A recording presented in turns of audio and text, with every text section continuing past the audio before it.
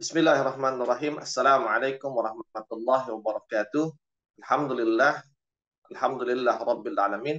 Wassalatu wassalamu ala asrafil anbiya'il mursalin nabiyyina Muhammadin wa ala alihi wa ashabihi wa man tabi'ahum bi ihsanin ila yaumiddin wa ba'd.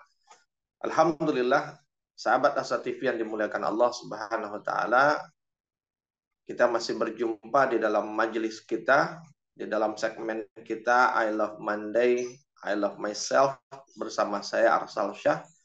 Dan alhamdulillah perjumpaan kita masih dalam keadaan yang baik, baik secara fisik, baik secara batin, insya Allah dalam keadaan iman dan Islam, dan insya Allah akan selalu ada di dalam petunjuk dan hidayah dari Allah Subhanahu wa Ta'ala. Sahabat Asa TV yang dimuliakan Allah Subhanahu wa Ta'ala, tanpa terasa kita sudah hampir di penghujung dari bulan Muharram di tahun baru 1445 Hijriah. Dan mumpung nih masih ada nuansa Muharram, nuansa tahun baru Hijriah. Maka pada kesempatan ini saya masih akan berbicara seputar tentang hijrah.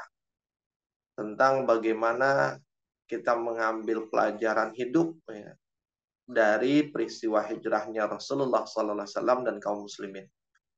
Sesungguhnya ada banyak pelajaran hidup yang bisa kita ambil di dalamnya. Namun dalam kesempatan ini izinkan saya untuk mengambil dua saja dari pelajaran hidup yang bisa kita ambil dari peristiwa hijrahnya Rasulullah dan kaum muslimin. Sahabat Asa TV yang dimuliakan Allah Subhanahu wa Ta'ala, tentu ketika kita bicara hijrah, semua kaum muslimin sudah tahu itu adalah sebuah peristiwa. Sebuah peristiwa yang terjadi di tahun 13 kenabian ketika Rasulullah dan kaum muslimin berpindah atau berhijrah dari Makkah ke Madinah. Walau sebelum itu ada proses hijrah lainnya. Tapi yang cukup fenomenal adalah peristiwa hijrah di tahun 13 kenabian itu. Dan hijrahnya ini adalah menjadi hijrah yang secara menyeluruh dilakukan oleh Rasulullah dan kaum muslimin, karena perintah dari Allah untuk berhijrah pun sudah turun di dalam Al-Quran. Nah, namun sahabat Asa TV yang dimuliakan Allah, ada baiknya kita tidak hanya melihat ini sebagai sebuah rangkaian peristiwa, tapi kemudian kita mencoba untuk mengambil pelajaran-pelajaran di dalam peristiwa itu, dan pelajaran-pelajaran itu terkait dengan pelajaran-pelajaran hidup. Kita sebagai hamba, kita sebagai manusia, kita sebagai orang-orang beriman. Dan pelajaran yang kita ambil ini mudah-mudahan bisa memperkuat bahkan meningkatkan kualitas hidup kita nanti, baik tadi sebagai manusia, sebagai hamba, atau sebagai mukmin. Nah, sahabat Asa TV yang dimuliakan Allah Subhanahu wa Ta'ala, dua pelajaran itu yang pertama adalah dari hijrahnya Rasulullah dan kaum muslimin, kita belajar tentang ahamiyatus siyasah. Jadi kita belajar tentang pentingnya siasah. Siasah itu kalau mau diterjemahkan secara gampangnya saja, yaitu siasat. Atau nanti kalau bicara siasat berarti kita bicara strategi. Jadi dari hijrahnya Rasulullah dan kaum muslimin kita belajar bahwa bersiasat atau berstrategi di dalam kehidupan itu menjadi penting. Menjadi sesuatu yang urgen, gitu, perlu dan dia dibutuhkan. Kita tahu bahwa hijrahnya Rasulullah dan kaum muslimin itu bukan semata pergi, tapi dia bagian dari siasat, bagian dari strategi untuk menyelamatkan dan kemudian juga menjaga serta memperpanjang nafas dari Islam yang pada saat itu terancam di Makkah. Sehingga dengan segala tantangan yang dihadapinya, maka kemudian diambillah strategi untuk berpindah atau berhijrah demi untuk menjaga kelangsungan Islam dan juga untuk menjaga kondusivitas beragama bagi kaum muslimin pada saat itu. Maka dicarilah tempat yang kondusif untuk mereka dalam beragama. Selain karena Allah juga sudah memerintahkan untuk berhijrah. Sehingga kemudian dapatlah tempat yang namanya Madinah. Jadi itu pun hijrah itu sendiri adalah sebuah strategi, sebuah salah satu jalan keluar gitu dari segala kesulitan dan permasalahan yang dihadapi. Nah, sahabat Asa TV yang dimuliakan Allah Subhanahu wa taala, begitu pula ketika kita bicara dalam konteks kehidupan. Tentu ketika kita bicara hidup, maka hidup itu tidak bisa kalau orang sering mengatakan let it flow lah, let it flow. Tapi kadang-kadang let it flow ini dimaknai secara secara salah gitu atau digampangin gitu. Seperti air, let it flow, mengalir saja.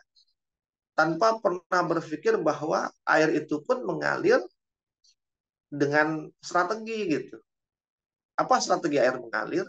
Bahwa dia punya tujuan. Dia akan mengalir dari hulu ke hilir. Dia akan mengalir dari atas ke bawah. Dia akan mengalir dari gunung sampai bermuara di lautan. Itu tujuan. Jadi bukan mengalir tanpa tujuan. Dia punya tujuan besar.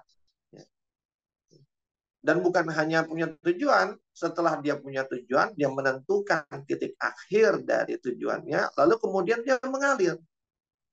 Tapi dalam proses mengalir, karena tujuannya jelas, maka jika di tengah jalan dia menghadapi hambatan dalam proses mengalirnya, maka dia akan mengambil strategi gimana bisa terhindar dari hambatan itu. Gimana bisa keluar dari yang menghalanginya tersebut. Jadi ketika dia lagi mengalir dihalangi, maka dia akan mencari jalan dengan berbelok ke kanan, atau bahkan berbelok kiri, atau bahkan mungkin dengan meresap ke dalam tanah di bawah hambatan itu dan muncul di balik dinding penghalangnya tersebut. Atau bahkan mungkin dia akan terus mengalir hingga menumpuk dan akhirnya ukurannya menjadi lebih tinggi daripada dinding yang menghambat dia, dan akhirnya kemudian dia melewatinya, mengalir lewat atas. Artinya dia punya strategi jalan keluar dari setiap hambatan. Ya, itu yang namanya let it flow itu. Jadi bukan sekedar mengalir tanpa tujuan atau mengalir tanpa strategi di dalam menjalani aliran itu. Nah, begitu pula kita bicara kehidupan. Hidup ini harus dengan strategi, harus bersiasat. Kenapa bersiasat? Kalau bersiasat itu kan seakan-akan kita sedang istilahnya bertarung ya. Berstrategi itu kan berarti ada yang mau kita capai, tapi sangat dimungkinkan ada penghalang yang menghalangi kita, mencegah kita untuk sampai kepada tujuan yang kita ingin capai tersebut. Seperti itu. Maka kemudian berstrategi. Kalau dia tidak ada yang menghalangi, maka tanpa strategi, atau bahkan tidak perlu lagi berstrategi kalau nggak ada yang menghalangi. Ibaratnya seperti tim sepak bola misalnya, dia ketika menghadapi lawan, dua kesebelasan berhadapan, kan pasti ada yang berusaha menggolkan dan ada yang berusaha mencegah gol itu terjadi. Nah, maka kemudian masing-masing harus punya strategi. Gimana strategi menggolkan, yang satu lagi gimana strategi mempertahankan agar tidak terjadi gol. Jadi akan selalu berhadap-hadapan. Tapi kalau seandainya dia main bola sendiri gitu, satu tim sendiri, nggak punya lawan, nggak perlu strategi gitu. Giring aja bola kan dengan santai, golinnya nggak usah pakai ditendang, bahkan mungkin cukup ditiup perlahan-lahan dengan hembusan nafasnya, mungkin tuh bola juga akan sampai nanti gol ke gawang. Tapi kan hidup tidak seperti itu. Kenapa saya katakan hidup tidak seperti itu? Karena memang niscayanya kita hidup, kita punya penghambat yang bahkan Allah sebut di dalam Al-Quran sebagai innahu lakum aduwwum mubin. yang menjadi musuh-musuh yang nyata bagi kita dan musuh sepanjang zaman selama manusia itu masih ada di muka bumi, selama dunia ini belum hancur, yaitu syaitan. Ya. Syaitan itu adalah musuh bagi manusia yang akan selalu berupaya untuk mencegah dan menghambat manusia sampai kepada tujuan kebaikan di dalam hidupnya. Dan kita tahu bahwa ini bermula dari peristiwa Adam yang kemudian eh, apa eh, bukan bermasalah, tapi muncul permasalahan dari iblis terhadap Adam alaihissalam, yang kemudian akhirnya itu jadi permusuhan abadi bagi iblis dan terhadap anak cucu Adam, dan itu adalah kita, anak cucu Adam. Nah, maka sahabat Asa TV yang dimuliakan Allah, eh, ibaratnya tadi ketika kita ingin mencetak gol di sini tentu dalam arti adalah kebaikan di dalam hidup kita. Pasti akan ada yang menghalangi. Dan yang menghalangi itu yang pasti adalah syaitan. Karena dia adalah yang paling berkepentingan untuk tidak menyukai kebaikan-kebaikan dan capaian-capaian baik dari manusia. Maka dia akan mencegah. Nah, ketika syaitan mencoba mencegah, sementara kita punya keinginan sebaliknya, berarti kita harus berstrategi menghadapi cegahan syaitan ini. Karena syaitan pun punya strategi dalam mencegah kita. Jadi adu strategi gitu.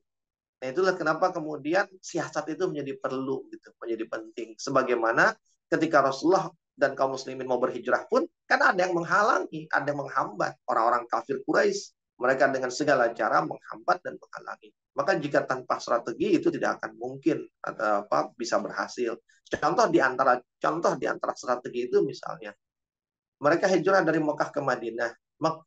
Madinah itu ada di utaranya kota Mekah. Jadi kalau umpamanya mau hijrah ke Mekah, sudah tinggal berangkat aja jalan menuju utara, akan sampai. Tapi karena jalannya nggak mulus, ada yang cegat dari mulai di pintu kota Makkah, di sekitar Makkah, atau rentan diikuti. Maka akhirnya di antara strategi atau siasat yang dilakukan oleh Rasulullah dan kaum muslimin adalah nggak langsung menuju utara, tapi berputar dulu menuju selatan. Sehingga kalau mau ke Madinah harusnya ke utara, tapi kok di utara nggak ditemui. Ternyata turun dulu ke bawah ke selatan. Setelah turun ke bawah ke selatan, baru kemudian dia berbelok, ya kan, ke arah Ke arah timur, ke arah barat, ya kan. Baru kemudian nanti naik ke utara, melewati tepi pantai gitu, jalur yang ada di tepi di sepanjang pantai seperti itu.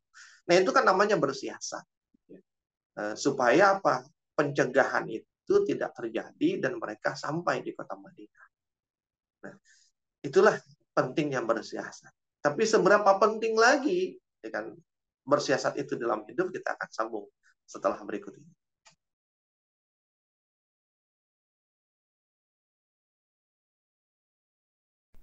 Saat hari Senin tiba, banyak orang yang merasakan malas dan tidak bersemangat menjalaninya. Tapi sekarang tidak boleh lagi terjadi. Tonton saja I Love Monday di Asa TV Indonesia. I Love Monday menghadirkan pembahasan mencerahkan dan aplikatif yang dikemas dalam I Love Myself, I Love My Job, I Love My Prophet, dan satu segmen spesial Solve with Love. I Love Monday setiap hari Senin jam 12.30 waktu Indonesia Barat di Asa TV Indonesia. Inspirasi keluarga Islami. Sahabat Asa TV yang dimuliakan Allah Subhanahu wa taala, masih bersama saya Arsal Syah dalam segmen I Love Monday, I Love Myself. Tadi kita bicara tentang pentingnya, urgensinya bersiasat atau berstrategi di dalam hidup sebagaimana bersiasatnya Rasulullah dan kaum muslimin pada saat hijrah. Nah, sahabat Asa TV, pelajaran lain sebenarnya sebagai contoh gitu ya, sebagai contoh lain ketika perang Mu'tah ya. Waktu itu perang Mu'tah itu kan terjadi sekitar tahun ke-7 ya, tahun ke-7 Hijrah. Jadi 7 tahun setelah hijrah Rasulullah SAW dan kaum muslimin. Nah, ketika perang Mu'tah itu terjadi, ya, di mana kaum muslimin itu diberangkatkan sebanyak 3.000 pasukan dari Madinah menuju utara, satu tempat yang namanya Mu'tah, yang Mu'tah itu adalah wilayah, salah satu wilayah paling selatan dari kekuasaan Romawi pada saat itu. Jarak antara Madinah ke Mu'tah kilometer.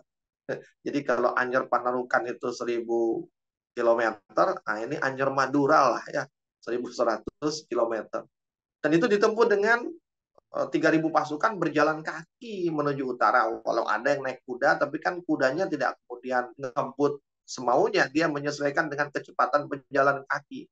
Bisa dibayangkan berapa hari perjalanan itu di melewati padang pasir yang panas. Sementara musuhnya adalah tentara Romawi yang luar biasa kehebatannya, adidaya di masa itu. Dan itu adalah pertama kalinya kaum muslimin bertemu dengan pasukan multinasional gitu. Karena ibaratnya kan di perang Badar, sebelumnya kan perang Badar, perang Uhud, perang Khandaq itu babnya masih ngelawan kalau ibarat tanding bola itu tarkam lah ya. Apa tarung antar kampung gitu. Karena yang dilawan masih orang Quraisy, orang Mekah gitu. Masih satu kampung lah. Tapi ketika di perang Mu'tah itu yang dihadapi pasukan multinasional, pasukan besar yang jumlahnya 200.000 bersenjata lengkap dengan keterampilan tentara yang sudah teruji di beberapa abad. Itulah tentara Romawi. Sementara kaum muslimin hanya 3.000. Bayangkan 3.000 berbanding 200.000 kan 1 berbanding 67. Dan ketika itu Rasulullah tidak ikut berperang, dan yang dikirim 3.000 pasukan dengan menunjuk 3 panglima perang sekaligus. Kata Rasulullah, pasukan ini akan dipimpin oleh Zaid bin Harithah. Jika Zaid gugur, maka penggantinya Ja'far. Jika Ja'far gugur, maka penggantinya adalah Abdullah ibn Rawahah. Dan jika Ibn Rawahah gugur, maka silahkan kalian memilih pemimpin di antara kalian. Begitu kata Rasulullah. Dan tentu ini menjadi isyarat. Karena belum pernah Rasulullah menunjuk 3 panglima perang sekaligus. Udah gitu diberitakannya kalau ini gugur penggantinya ini gugur penggantinya ini. Seakan-akan bahwa itu sesuatu yang pasti akan terjadi. Sehingga ibaratnya kalau kita nih yang berangkat, mungkin waktu itu, wah mati deh gua. Mati nih kayaknya di sini. Ya, seperti itu sahabat Asa TV. Dan tapi walaupun, wah ini menarik hebatnya lagi para sahabat, walaupun diisyaratkan seperti itu, mereka nggak takut. Kalau kita kan mungkin kita berangkat nih, kemudian dikasih isyarat seakan-akan kita akan mati di dalam dalam perjalanan itu, mungkin kita akan izin beralasan, mohon maaf ya Rasul, saya izin, ini kaki lagi cantengan gitu, jadi nggak bisa ikut. Mohon izin nih, mahnya lagi kambuh. Gitu. Mungkin kalau kita mungkin akan seperti itu, sahabat Asa TV. Ini sekaligus yang membedakan antara kita dengan para sahabat di masa ini. Berangkatlah mereka 3.000 pasukan ini, gitu. Singkat cerita, ketika pertempuran itu terjadi, ya kita bisa bayangkanlah 3.000 lawan 200.000, ya. 3.000 itu adalah tentara yang levelnya masih level lokal, gitu. Sementara 200.000 tentara yang levelnya internasional. Kita bisa memprediksi apa yang bisa terjadi. Keteter pasukan kaum muslimin. Hingga kemudian satu persatu ketiga panglima itu gugur.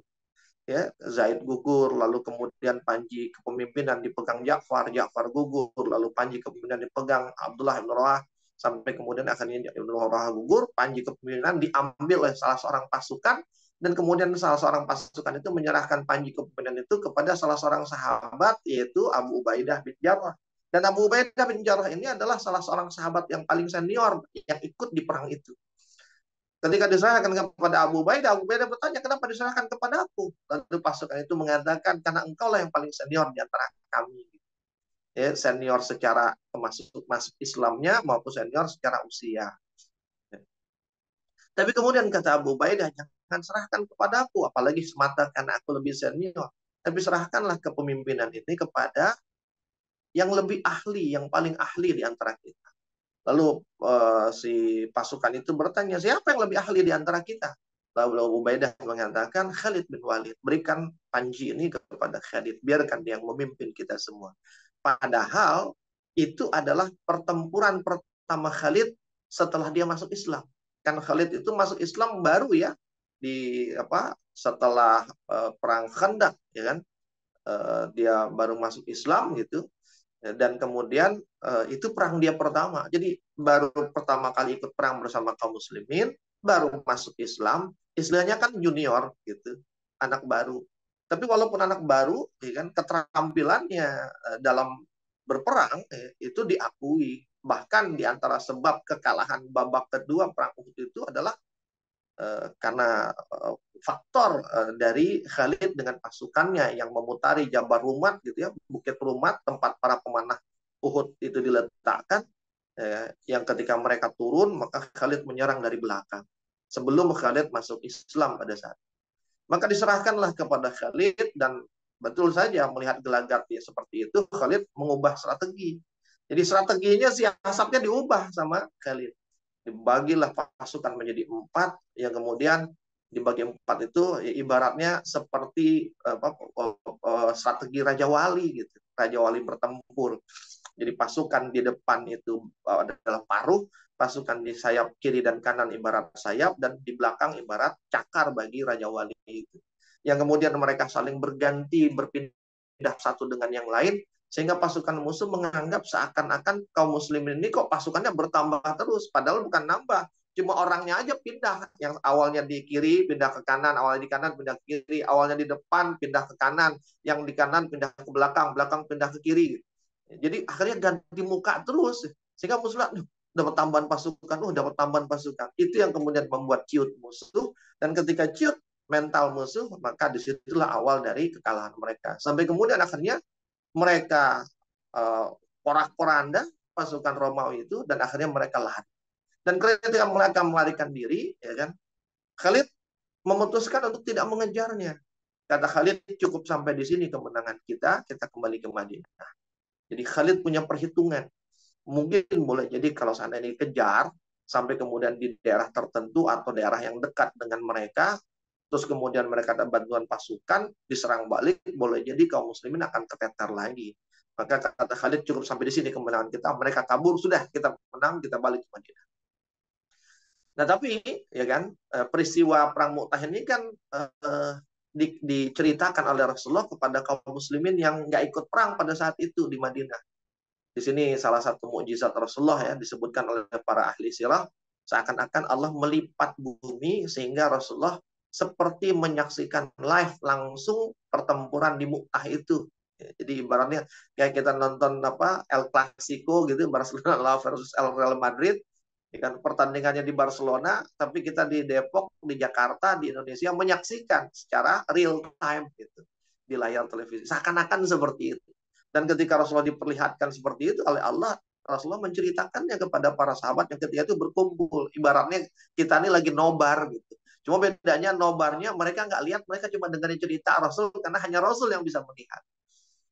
Nah, ketika diceritakan sampai kemenangannya hanya sampai seperti itu, begitu pasukan Khalid sampai di kota Madinah, diledekin, dimanfaatin oleh orang-orang munafik untuk meledek mereka.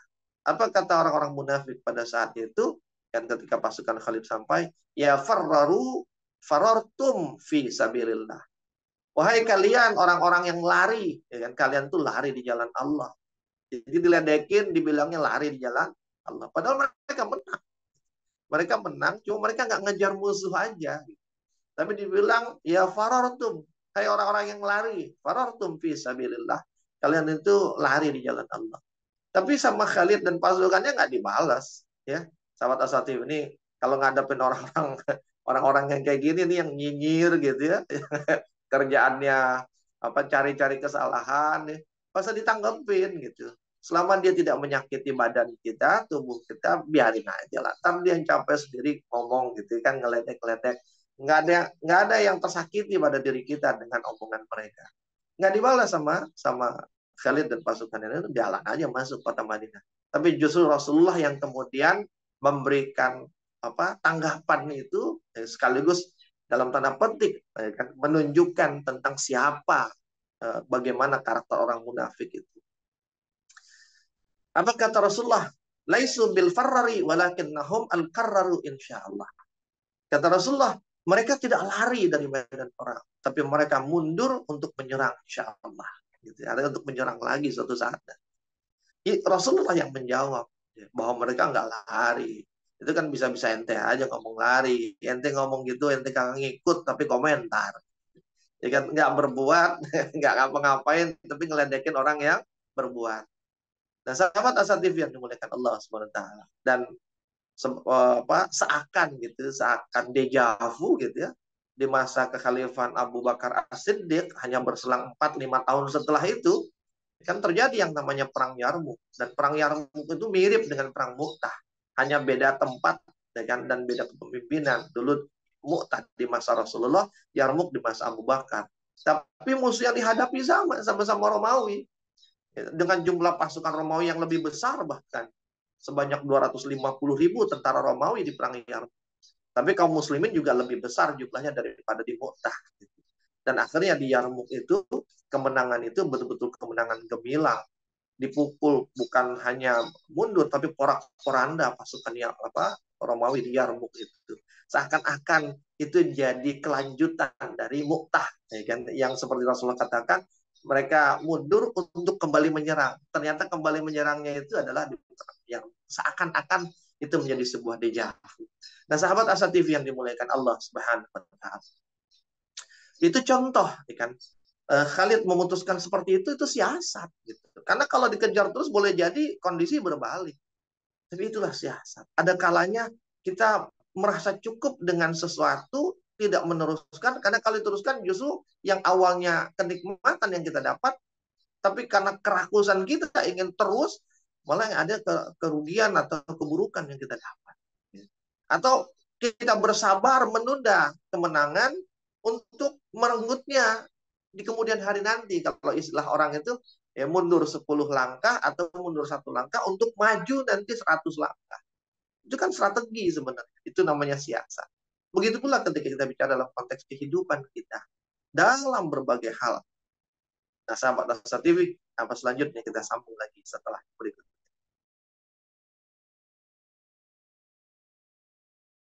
Menuntut ilmu adalah sebuah jalan yang akan mengantarkan manusia pada kemuliaan. Dengan ilmu, manusia mendapatkan panduan untuk berpikir dan bertindak.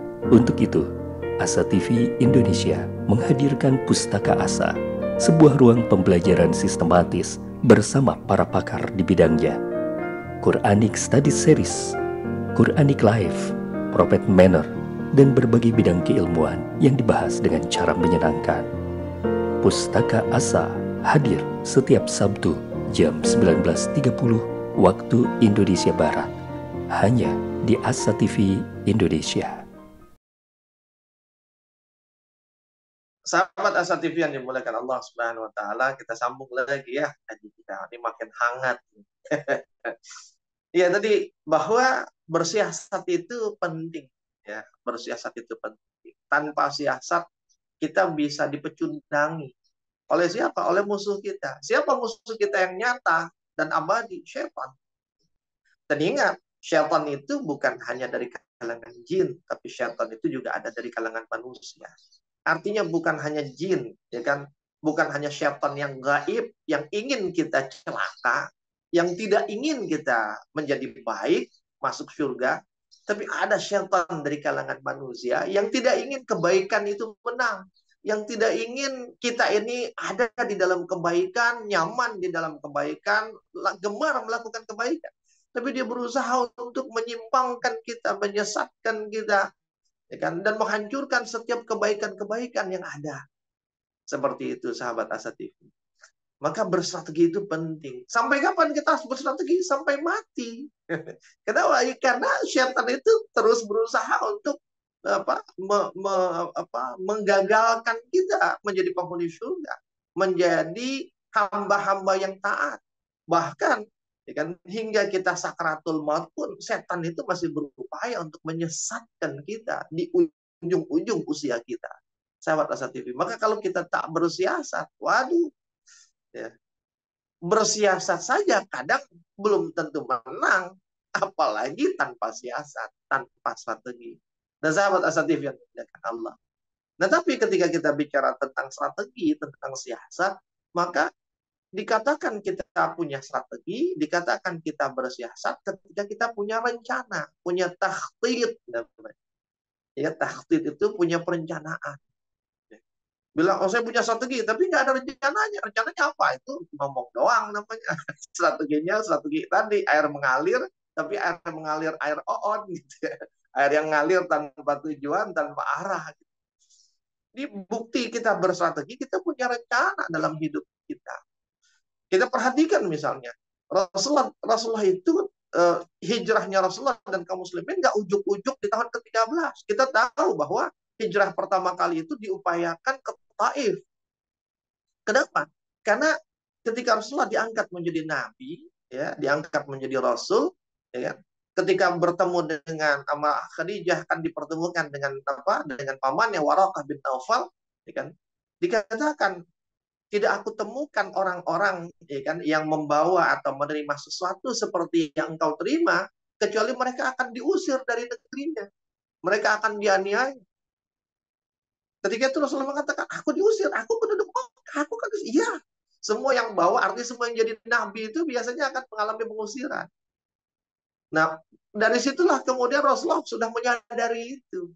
Maka kemudian ya, ketika dia berdakwah, mulai berdakwah, ya kan, bukan nunggu diusir, tapi bahkan sudah menyiapkan di mana tempat untuk singgah, untuk hidup, untuk tinggal ketika pengusiran itu terjadi. Bahkan sebelum tahun ke-6 kenabian ya, tadi rencana ke Taif itu sudah dilakukan. Lalu di tahun 6 kenabian kan diberangkatkan hijrah mencoba penjajakan ke Habasyah kan. Ketika itu diberangkatkan 12 orang laki-laki dari kaum muslimin dan 4 orang dari muslimahnya. Dan yang diberangkatkan ketika itu orang-orang topnya Rasulullah, sahabat-sahabat Ja'far yang diberangkatkan, termasuk di dalamnya diberangkatkan adalah Utsman bin Affan dan beberapa sahabat termasuk Zubair bin Awam diberangkatkan. Seakan-akan berangkat itu bukan sekedar untuk hijrah, tapi untuk kalau bahasa kita survei lah, lihat di tempat cocok nggak buat hijrah jika suatu saat dibutuhkan. Hingga kemudian berselang satu atau 2 tahun setelah hijrah Habasyah yang pertama, dilakukan lagi hijrah Habasyah yang kedua kan, dengan jumlah yang hijrah lebih banyak hingga 70-an orang. Sampai kemudian puncaknya ya kan, terjadi hijrah di tahun 13. Itu pun hijrah tahun 13 ke Madinah juga nggak ujuk-ujuk atau hijrah. Tapi Rasulullah sudah menyiapkan dari sejak tahun ke-10 ya kan, kenabian. Ketika itu di musim haji, pada saat orang-orang dari berbagai negeri kan menunaikan, kan haji itu sebelumnya syariatnya Nabi Ibrahim, dan itu sudah dilakukan oleh orang-orang sebelum syariat haji itu menjadi syariatnya Rasulullah. Jadi dari berbagai negeri datang ke Mekah untuk berhaji. Banyak tenda-tenda di kota Mekah dari penduduk berbagai negeri. Yang ketika itu Rasulullah melihat peluang. Ya daripada kita mengirim duta-duta da'i ke berbagai negeri, repot, jauh, susah, ya kan? Mendingan sekarang nih, dia datang ke kampung kita, maka datengin aja tenda-tendanya. Lalu itu yang dilakukan Rasulullah, mendakwahkan Islam. Datang dari satu tenda ke tenda, para jamaah haji dari berbagai negeri. Puluhan, bahkan mungkin ratusan tenda didatangi, dan tidak satu pun yang merespon kecuali 2 tenda. Dan tenda itu adalah tendanya Aus dan Khazraj. Tenda 2 kabilah terbesar di Madinah. Itu pun mereka juga nggak langsung terima. Gitu. Ibaratnya, ya lihat nanti ya, kita pikir-pikir dulu. Gitu. Nah, tapi Rasulullah Sallallahu Alaihi Wasallam tidak pernah membiarkan orang yang sudah menunjukkan ketertarikan itu diabaikan. Apa kata Rasulullah? Kalau begitu, aku akan kirim sahabatku untuk menemani kalian pulang sampai ke kampung kalian. Nanti kalau kalian mau bertanya apapun tentang produk kami, gitu ya, jadi memperkuat produk knowledge, ya kan, dikirimlah sahabat yang ketika itu menjadi duta Islam pertama, yaitu Mus'ab bin Umair. Jadi kalau kalian mau tanya apa tentang Islam, tanya sama dia. Berangkatlah Mus'ab menemani mereka selama setahun, ya kan, mengajarkan, memberitahu, mendidik, ya kan, mendakwahkan Islam. Sehingga di tahun 11 kenabian, pada saat musim haji juga, Aus dan Khazraj itu datang, dan terjadilah peristiwa Bai'ah Aqabah yang pertama. Ya kan, hanya, kalau tidak salah, hanya 12 orang ya, atau belasan orang yang menjadi perwakilan, ya kan, dari orang-orang Aus dan Khazraj. Pulang lagi mereka di tahun musim haji tahun 12 kenabian, jumlahnya lebih banyak hingga 70-an orang yang melakukan bai'ah Aqabah kedua, masuk Islam mereka.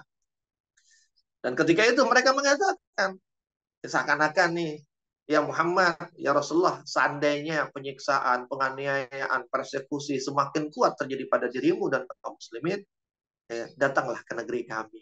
Kami akan dengan senang hati menyambut kalian. Nah ketika itu, ya kan, definitif tuh, kita udah punya tempat hijrah. Tinggal nunggu perintahnya dari Allah. Kapan diperintahkan hijrah, kita berangkat ke tempat yang memang sudah direncanakan dan disiapkan. Jadi seakan-akan ya kan, Rasulullah sedang menyiapkan tempat, yaitu Yatsrib, Madinah, dan orang-orang Madinah, jika suatu saat Islam datang ke sana, kaum muslimin itu sudah disambut, sudah jadi tempat yang baik untuk Islam itu tumbuh. Itu punya rencana. Bahkan ketika Rasulullah mau berhijrah, Rasulullah itu ketika kaum muslimin yang lain sudah hijrah, Rasulullah mau hijrah kan kita tahu semua kan. Rasulullah itu sudah menentukan kapan dia akan berangkat, dengan siapa dia pergi berhijrah, lalu siapa yang menjadi penunjuk jalannya. Lalu kalau seandainya dikejar, di mana mereka bersembunyi. Kalau bersembunyi kelamaan, mereka siapa yang menyuplai makanan mereka. Lalu siapa yang menutup jejak mereka. Kalau udah mau sampai di kota Madinah, apakah mereka singgah dulu di kota yang terdekat bersebelahan dengan Madinah, atau langsung masuk kota Madinah? Itu dirancang begitu rupa oleh Rasulullah SAW. Rencananya matang, detail. Sahabat Asatidz. Maka begitulah hidup kita. Kita punya strategi hidup nih. Apa rencana strateginya itu? Kita merencanakan akan begini dan begitu. Apa rencana kita? Tahapan-tahapan. Misal, contoh, kita ingin hafal Quran 5 tahun ke depan. Misal, hafal Quran 5 tahun ke depan. 5 tahun ke depan berarti ada 5 kali 12 bulan. Berarti ada 60 bulan. 60 bulan berarti kali 30, ya kan? Itu ada berapa tuh? 1.800 hari kan gitu. 1.000 betul ya? 60 bulan kali 30, 6, 18, iya 1.800 hari. Quran ada 30 juz. Ya. Kalau 30 juz itu dibagi 30 bulan, berarti 1 bulan 1 juz. Harus hafal. Ya. 60 bulan ya. 60 bulan, 5 tahun 60 bulan. Sementara Quran 30 juz, berarti 1 bulan harus hafal setengah juz. Kalau 1 bulan setengah juz itu ada 10 halaman. 10 halaman. Sebulan ada 30 hari. Berarti sehari itu sepertiga halaman. Harus kita hafal. Sehari itu sepertiga halaman kita bisa menghafal. Nah, yang awalnya terlihat begitu sulit, begitu besar, 30 juz, tapi begitu dibikin detail rencananya, tampak ternyata gampang ya untuk hafal Quran 5 tahun, cukup ngafalin sehari sepertiga juz. Sepertiga halaman. 1 halaman itu 15 baris.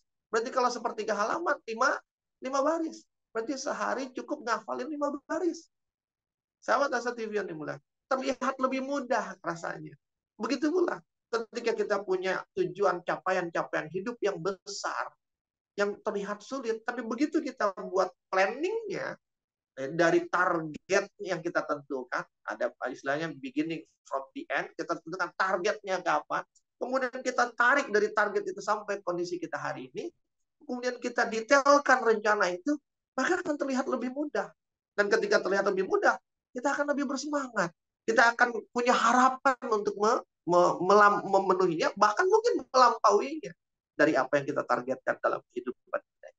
Sahabat, dan ini bicara target kehidupan macam-macam, baik itu target secara keilmuan, target secara kehidupan, target bahkan dalam urusan kekayaan, karir, pendidikan, keluarga, dan lain sebagainya.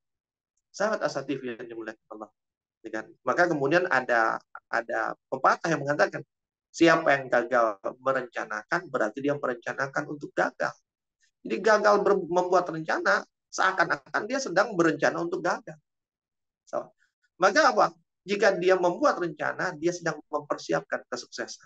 Semakin detail, semakin baik rencananya, semakin besar peluang dia menuju kesuksesan. Sahabat Asa TV yang dimuliakan Allah Subhanahu wa Ta'ala. Maka mari kita bertanya, bagaimana dengan kita? Ya, bagaimana dengan kita? Ya, bagaimana perencanaan kita? Nah, sahabat Asatif yang dimuliakan Allah Subhanahu wa taala, kita akan sambung setelah yang berikut ini.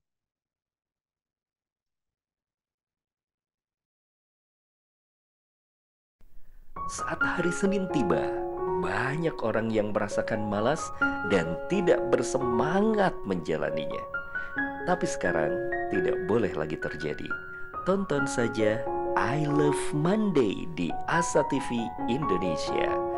I Love Monday menghadirkan pembahasan mencerahkan dan aplikatif yang dikemas dalam I Love Myself, I Love My Job, I Love My Prophet, dan satu segmen spesial Solve with Love.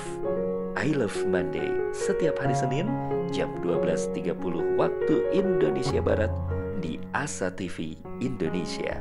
Inspirasi keluarga Islami. Baik, sahabat Asa TV yang dimuliakan Allah Subhanahu wa taala. Alhamdulillah kita sudah sampai di segmen akhir ya, segmen keempat. Mudah-mudahan kita bisa selesaikan nih pelajaran yang kedua. Tadi kita sudah belajar pelajaran pertama dari hijrah, yaitu pentingnya ahamiyatus siasat, pentingnya bersiasat, punya strategi di dalam kehidupan ya. Dan strategi itu dibuktikan dengan adanya rencana, ya kan? Kenapa kita perlu bersiasat? Kenapa kita perlu rencana? Karena hidup itu adalah perjuangan. Hidup itu adalah pertempuran. Kenapa dikatakan pertempuran? Karena ada pihak-pihak yang tidak ingin kita merasakan kesenangan dan kenikmatan. Dan pihak-pihak itu bisa siapa saja. Tapi yang pasti, salah satu pihak itu adalah syaitan.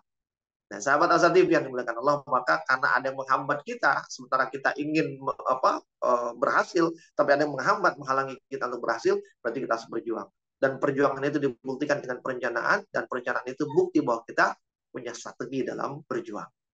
Nah, yang kedua, sahabat Asa TV, kita juga belajar dari hijrahnya Rasulullah SAW dan kaum muslimin tentang ahamiyatul akidah. Pentingnya akidah. Akidah itu kalau terjemahan gampangnya adalah keyakinan. Atau akidah itu juga bermakna al-aqad yang artinya ikatan. Maka ketika bicara ikatan dalam konteks akidah, yaitu ikatan kita. Bagaimana kita mengikat diri kita kepada Allah Subhanahu wa taala. Keyakinan kita kepada Allah Subhanahu wa taala. Nah, sahabat Asa TV yang dimuliakan Allah Subhanahu wa taala, nah, kenapa kemudian akidah atau mengikat diri kepada Allah ini menjadi penting? Karena sahabat Asa TV, tadi di pertama kita bicara tentang siasat, tentang rencana. Tapi satu yang perlu kita yakini bahwa sebaik apapun rencana kita, tetap rencana terbaik itu adalah rencana Allah. Jika rencana kita bersesuaian dengan rencana Allah, maka rencana kita akan mulus sampai selesai. Tapi jika rencana kita ternyata tidak sesuai dengan rencana Allah, maka rencana kita itu akan bubar, dan yang berlaku dan berjalan adalah rencana Allah. Jika orang tidak punya ikatan dengan Allah, tidak punya keyakinan kepada Allah, yakin bahwa rencana Allah lah yang terbaik, yakin bahwa rencana Allah itulah yang akan mengantarkan pada kebaikan dirinya, maka ketika rencana dia buyar, ya kan, maka boleh jadi dia akan kecewa, boleh jadi dia akan putus asa. Tapi jika dia yakin buyar ini tanda rencana saya bukan rencana yang baik, tapi yang membuyarkan ini adalah rencana terbaik, maka dia tidak akan putus asa, dia tidak akan kehilangan harapan. Dan sahabat Asa TV yang dimuliakan Allah, begitupun yang terjadi kan pada Rasulullah. Rasulullah sudah tentukan besok mau hijrah, ya. Tapi siapa yang akan menjadi teman perjalanannya, siapa yang menjadi penunjuk, bahkan penunjuk jalan yang bagian dari siasat Rasulullah itu kan penunjuk jalannya orang kafir juga. Ya, bayangkan mau hijrah menghindari orang kafir Quraisy, tapi penunjuk jalannya juga orang kafir. Tapi qadarullah, rencana besok mau hijrah, ternyata di malam harinya sebelum besok, ya, iblis berkepentingan, lalu dia datang, dia turun mengambil rupa seorang anak muda yang datang malam itu ke Darun Nadwah, tempat berkumpulnya orang-orang Quraisy, yang ketika itu orang Quraisy di malam itu lagi bingung gimana cara kita menghentikan Muhammad dengan ajarannya. Akhirnya iblis yang menyamar itu tiba-tiba berkata, bunuh aja Muhammad. Kaget orang-orang Quraisy ketika itu. Kenapa kaget? Karena mereka sendiri nggak pernah terpikir untuk membunuh Rasulullah. Sebab apa? Sebab Rasulullah itu masih keluarga mereka, masih anak paman mereka, anak kakek mereka, artinya masih punya hubungan keluarga lah sesama penduduk Mekah sama orang sekampung ya, paling diganggu aja lah, nggak pernah berpikir membunuh. Tiba-tiba ada yang ngusulin dibunuh. Ketika mereka bagaimana kami membunuh? Ya bunuh aja. Kan selama ini kalian berusaha untuk menghalangi, dia nggak apa istilahnya dihalangi yang pernah berhasil. Ternyata dia kalau bahasa mereka bebel nih, jalan terus dengan dakwah. Udah matiin aja kalau bahasa kita. Bunuh saja. Tapi kemudian mereka bertanya, bagaimana cara membunuhnya? Dia dari Bani Hashim. Bani Hashim itu salah satu bani yang paling kuat di kota Makkah. Ya kan? Nggak sembarangan, nggak berani orang-orang Mekah. Karena kalau Muhammad dibunuh, pasti Bani Hashim, walaupun Bani Hashimnya bukan pengikut Muhammad, gitu, bukan orang belum memeluk Islam, tapi ikatan kesukuan kabilah Bani Hashim itu akan menyatukan mereka. Dan mereka takut. Lalu kata Iblis, ya sudah kalau gitu kumpulin aja anak-anak muda terbaik, terkuat dari setiap kabilah, kemudian kepung rumah Muhammad, lalu dobrak rumahnya, lalu bunuh berbarengan, semua menusukkan pedang. Sehingga ketika Bani Hashim menuntut, dia harus menuntut balas kepada seluruh kabilah. Dan yakin sehebat apapun Bani Hashim, dia tidak akan berani jika harus melawan semua kabilah yang ada di kota Mekah. Apa kata orang Quraisy? Oh iya juga ya, benar juga nih, good idea. Akhirnya apa? Malam itu dikumpulin anak-anak mudanya dan dikepung rumah Rasulullah SAW. Dan Rasulullah diberitahu oleh Allah melalui malaikat Jibril bahwa rumahnya dikepung. Maka tidak ada jalan lain. Hijrah yang harusnya besok, malam itu juga harus berangkat. Kan buyar tuh rencana. Sahabat Asa TV. Tapi ketika itu kan Rasulullah punya akidah yang kuat, punya keyakinan yang kuat. Dia punya ikatan yang kuat dengan Allah Subhanahu wa taala, maka dia yakin walaupun tidak seperti rencana saya, tapi saya yakin rencana Allah, dan Allah tidak akan mungkin menjerumuskan saya. Allah tidak akan mungkin mencelakakan hambanya yang berada di dalam jalan kebaikan. Itu prinsipnya. Maka Rasulullah kemudian udah keluar aja, walaupun ketika keluar kan dikepung. Keluar mau lewat mana dikepung. Jadi kalau keluar akan melewati para pengepung. Ya ketahuan, ya bisa mati juga. Tapi pilihannya ya udah, daripada mati di dalam lebih baik mati melakukan perlawanan, keluar. Tapi disitulah bukti. Ketika orang begitu yakin kepada Allah, ketika orang punya ikatan yang kuat kepada Allah, yakin bahwa Allah tidak akan mencelakakan hamba yang berada di jalan kebaikan, maka kemudian pertolongan Allah itu diberikan. Maka kan turunlah surat Yasin itu ya. Surat Yasin ayat ke-9. Faja'alna min baini aydihim saddan wa min khalfihim saddan faghsyaynahum fahum la yubsirun. Allah jadikan di depan mereka ada dinding, para pengepung ini dibikin di depannya ada dinding, di belakangnya ada dinding, sehingga mereka tidak melihat ketika Rasul lewat di depan mereka. Mereka tidak tidur, mereka terjaga. Tapi kata Allah, Allah jadikan dinding, seakan-akan ada dinding maya yang menghalangi penglihatan mereka pada saat Rasul lewat di hadapan mereka. Itulah pertolongan Allah kepada hamba-hamba yang punya ikatan yang kuat dan tidak pernah putus asa, sebab dia yakin bahwa Allah tidak akan menyia-nyiakan hambanya yang berjuang. Sahabat Asatif yang dimuliakan Allah Subhanahu wa taala. Maka apa? Ketika rencana itu gagal, orang yang punya ikatan tidak akan pernah bersedih, tidak akan pernah menyesal. Maka kita juga belajar misalnya dalam surat Ali Imran ayat 153, dalam kisah perang Uhud ya. Kata Allah kan disebutkan likailah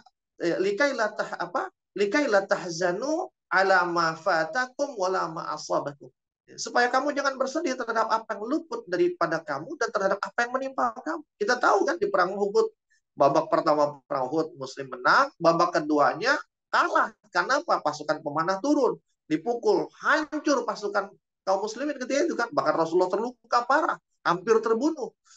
Maka kemudian dengan 70 penghafal Quran syahid. Akhirnya dengan segala keterdesakan itu mundurlah, diperintahkan mundur pasukan ke Madinah. Sampai di Madinah ba'da Isya. Ya kan? Akhirnya apa? Ya kan? Karena Quraisy melihat Rasulullah sudah pasukannya udah mundur, ya udahlah kita udah menang. Mereka putuskan kembali ke Mekah. Di Madinah apa yang dilakukan Rasulullah? Ya kan? Rasulullah kemudian dengan para sahabat mencoba untuk mengobati luka-luka. Ya kan? Menyeka darah yang mengalir, menutup luka yang terbuka, ya kan? Meluruskan kembali tulang-tulang yang patah, gitu. Dibasuh luka itu kemudian di malam harinya, di sepertiga malam mereka bertahajud, dan ketika sholat subuh, ba'da subuh, apa kata Rasulullah? Kita kejar lagi musuh kita. Bayangkan sahabat Asa TV. Ketika itu Rasulullah tidak mengizinkan kecuali yang ikut di perang Uhud untuk mengejar. Beberapa kaum muslimin yang nggak ikut perang Uhud ingin ikut mengejar. Tapi kata Rasulullah, hanya yang ikut perang Uhud yang boleh mengejar. Seakan-akan Rasulullah ingin mengatakan, perang Uhud belum selesai. Belum selesai. Kita kejar. Yang ketika itu kan para sahabat juga mikir, ya Allah, kita masih berdarah-darah, luka masih terbuka, masih pincang-pincang, tangan masih sengkleh gitu kan. Dalam keadaan begini suruh ngejar musuh yang baru saja mengalahkan kita. Membuat kita seperti ini. Sahabat Asa TV yang dimuliakan Allah. Sehingga kemudian apa? Allah kembali lagi menunjukkan hiburannya agar tidak hilang semangat mereka. Apa kata Allah? Turun surat An-Nisa ayat 104. Kan? In takunu ta'lamuna fa innahum ya'lamuna kama ta'lamun wa tarjuna minallahi ma la yarjun. Apa kata Allah? In takunu ta'lamun. Jika kamu menderita kesakitan, fa innahum ya'lamuna kama ta'lamun. Jika kamu menderita kesakitan, maka mereka pun menderita kesakitan sebagaimana kalian menderita kesakitan. Kata Allah. Yang kemudian mufassirin sebagian mufassirin mengatakan apa maknanya jika kamu menderita kesakitan di perang Uhud ini sama mereka dulu juga sakit, kalah juga di perang Badar. Atau dalam makna yang lebih definitifnya lagi misalnya kalau kamu luka, kamu capek, kamu lelah, kamu hampir putus asa, mereka pun capek, mereka lelah, sama-sama perang, jadi, terluka, mereka juga terluka, berdarah, mereka juga berdarah. Tapi yang membedakan antara kamu dengan mereka adalah watarjuna minallahi ma la yarjun. Kamu berharap sesuatu kepada Tuhanmu, kamu bisa berharap sesuatu kepada Allah yang mereka tidak bisa mengharapkannya. Artinya apa? Kita punya Allah, kita punya backing, mereka nggak punya. Sahabat Asa TV yang dimuliakan Allah. Maka apa? Kalau sedih ketika sesuatu itu tidak seperti yang kita harapkan, kita masih punya Allah. Sahabat Asa TV yang dimuliakan Allah. Sehingga dalam banyak peristiwa kan, di antara ayat yang masyhur gitu. Kalau ayat ini berkaitan dengan kisah hijrahnya Rasul ketika sembunyi di Goa Sur bersama Abu Bakar, hampir ketahuan. Abu Bakar ketika itu ketakutan. Lalu apa kata Rasulullah? Apa kata Rasulullah yang dikutipkan oleh Allah dalam surat At-Taubah ayat 40, la tahzan innallaha ma'ana. Jangan khawatir, jangan sedih, ya. Jangan berduka. Allah bersama kita. Bahkan di dalam surat Toha ayat 46 berkaitan dengan kisah Musa dan Harun ketika dia diperintahkan untuk mendakwahi Fir'aun yang kejam itu, mereka juga mikir, nih kita suruh nasihatin Fir'aun, dan jangan-jangan kita ditangkap, jangan kita disiksa atau bahkan kita dibunuh lagi. Tapi di tengah kekhawatiran, kegawalan itu, kan Allah katakan dalam surat Toha ayat 46 itu, Allah berfirman, la takhafa innani ma'akuma kan asma'u wa ara. Kata Allah, jangan kalian berdua tuh gak usah khawatir, gak usah takut, kata Allah. Innani ma'akuma, sesungguhnya aku berserta bersama kalian berdua. Bahkan bersamanya itu dipertegas oleh Allah, asma'u wa ara, aku mendengar dan aku melihat. Jadi mereka rencana apa? Aku tahu, tenang aja. Kalau bahasa kita, bocorin apa rencana dia, gitu kan, rencana musuh. Ya. Aku melihat, kata Allah, tenang aja. Apa yang mereka siapin, mereka lakukan, mereka buat, ya kan? Itu mudah untuk sampai seperti itu Allah menegaskan kepada orang-orang yang betul-betul punya akidah mengikat dirinya dengan Allah. Allah tidak akan membiarkannya celaka. Allah tidak akan membiarkannya menderita. Gitu. Allah menjadi backingnya sahabat Asa TV yang dimuliakan Allah. Maka kemudian di dalam surat Al-Anfal ayat 64 Allah kembali menegaskan, ya ayuhan nabi hasbukallah wa man ittaba'aka minal mu'minin. Wahai nabi, cukuplah Allah, ya kan, menjadi pelindung bagimu dan bagi orang-orang mukmin yang mengikuti. Jadi ketika bicara ahamiyatul akidah, ya kan, pentingnya akidah, maka akidah itu adalah ketika kita merasa cukup dengan Allah. Kita nggak butuh ikatan-ikatan lain, kita nggak butuh backing-backing lain, kita nggak butuh sandaran-sandaran lain. Kita nggak butuh keyakinan-keyakinan kepada yang lain. Kita cukup yakin hanya Allah sandaran hanya kepada Allah, cukup dengan Allah sebagai pelindung kita. Itu namanya orang punya ikatan yang kuat dengan Allah Subhanahu wa taala. Nah, sahabat asatif yang dimuliakan Allah, tapi akidah itu dibuktikan, akan terbukti dengan siqatu billah, dengan kepercayaan kita kepada Allah. Kita merasa terikat dengan Allah, kita merasa bersandar, kita punya hubungan yang kuat dengan Allah. Buktinya adalah, adakah kita siqah, kita percaya sepenuhnya kepada Allah Subhanahu wa taala. Kenapa? Yang bikin orang itu nggak takut, nggak sedih, nggak berduka ketika dia percaya. Ini cara Allah aja nih. Allah pengen nyiapin yang lebih baik. Ketika dia siqah itu. Bahkan jika seandainya pun gitu. Seandainya nih ternyata akhirnya gagal gitu, ya, kalah, bahkan terbunuh sekalipun, dia tetap nggak hilang siqahnya kepada Allah. Kenapa? Karena Allah mengatakan di dalam surat Ali Imran, ya, ayat 157. Apa kata Allah? A'udzubillahi minasyaitonir rajim. Wala in qutiltum fi sabilillahi aw muttum lamaghfiratum minallahi wa rahmatun khairun mimma yajma'un. Kata Allah, dan sungguh, wala in qutiltum, sungguh kalaupun kalian terbunuh, qutiltum itu terbunuh atau dibunuh gitu. Terbunuh di dalam perjuangan. Fi sabilillah, di jalan Allah, aw muttum. Muttum itu mati secara normal gitu. Mati karena sakit, karena perjuangan yang panjang, karena keletihan, segala macam gitu. Mati secara normal. Seandainya pun itu terjadi, lamaghfiratum minallahi wa rahmatun khairun, kata Allah. Sungguh, kata Allah, tentulah ampunan Allah dan rahmatnya itu lebih baik bagimu daripada apa yang mereka kumpulkan. Daripada menang, dapat ghanimah, dapat kemenangan, maka sekalipun kita mati, maka ampunan Allah dan rahmat Allah atas kita lebih baik daripada yang kita dapat seandainya kita menang. Menang nih, menang berjaya, menang berkuasa, menang dapat rampasan perang banyak, itu tidak lebih baik daripada ketika kita mendapatkan ampunan dan rahmat dari Allah Subhanahu wa taala ketika kita mati di dalam perjuangan kita ini. Sahabat Asatif yang dimuliakan Allah Subhanahu wa taala, siqah yang luar biasa kepada Allah Subhanahu wa taala. Nah, maka sahabat Asatif, wah kita sudah lama ya. Sahabat Asatif yang dimuliakan Allah, saya coba cepat lah ya. Maka begitupun dengan hidup ya. Jika hidup, kita sadar hidup itu tidak seindah yang kita bayangkan kadang-kadang. Ada kalanya rencana kita berjalan, ada kalanya kita. Jika kita tidak perkuat dengan akidah, dengan siqah kita kepada Allah, maka kita bisa putus asa. Kita bisa jatuh, kita bisa terpuruk, kita bisa kecewa. Maka ikatan kita kepada Allah itu dan siqah kita kepada Allah bahwa ada yang lebih baik yang sedang Allah rencanakan untuk kita di saat kita gagal dengan rencana kita. Itulah yang akan menenangkan kita. Itulah yang akan membuat kita terus berjalan di jalan ini sampai kita berjumpa dengan Allah Subhanahu wa taala. Maka sahabat Asatif yang dimuliakan Allah Subhanahu wa taala, sebagai penutup, yang pertama tadi tentang pentingnya siasat, dan siasat dibuktikan dengan takhtid, dengan perencanaan.